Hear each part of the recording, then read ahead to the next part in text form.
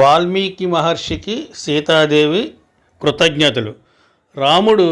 రాముడు తన బిడ్డలైన లవకుశలను దగ్గరికి తీసుకుంటాడు. తొలిసారిగా వాళ్ళు తండ్రి హక్కున చేరుతారు. తండ్రి స్పర్శ చేత వాళ్ళు ఆనందానుభూతులు పొందుతారు. లవకుశులు తమ తండ్రి హక్కున చేరడం చూసి సీతమ్మ ఆనందంతో పొంగిపోతుంది. లవకుశులు తమ తండ్రి చెంతకు చేరుకోవాలని ఎంతో కాలంగా తాను కంటున్న కళ నిజమైనందుకు పొంగిపోతుంది. తన ఆశ నెరవేరేలా చేసిన భగవంతుడికి మనసులోనే ఆమె కృతజ్ఞతలు తెలుపుకుంటుంది.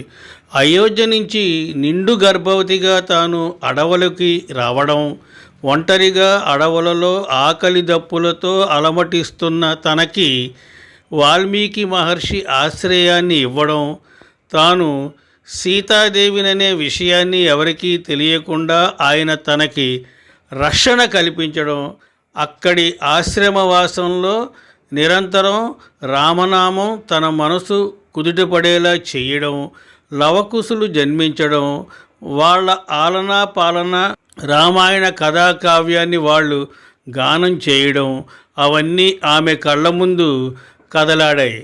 ఇన్ని కష్టాలతో తనకి ధైర్యం చెబుతూ నిలిచిన వాల్మీకి మహర్షికి ఆమె మనసులోనే కృతజ్ఞతలు తెలుపుకుంటుంది. ఆమె అలా తలుచుకుంటూ ఉండగానే అక్కడికి వాల్మీకి మహర్షి వస్తాడు. సీతారాములు ఆయనకి నమస్కరిస్తారు. సీతారాములను ఒక చోటన చూసిన ఆయన అవ్యక్తమైన ఆనందానికి లోనవుతాడు. కారడవులలో ఒంటరిగా ఉన్న తనకి అండగా నిలిచిన ఆయనకి సీతమ్మ తల్లి ధన్యవాదాలు తెలియజేస్తుంది. అదంతా కూడా రామయ్య అనుగ్రహమేనని వాల్మీకి మహర్షి సెలవిస్తాడు.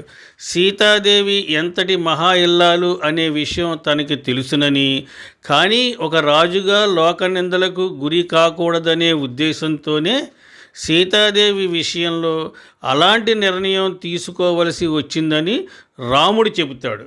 ధర్మం, ఆదర్శం ఈ రెండూ కూడా సీతారాములుగా ఉద్భవించాయని, వాళ్ళ కారణంగా వాటి గొప్పతనం ఈ లోకానికి తెలిసిందని వాల్మీకి అంటాడు. కనుక జరిగిన దానికి సీతారాములు చింతించవలసిన అవసరం లేదని చెబుతాడు.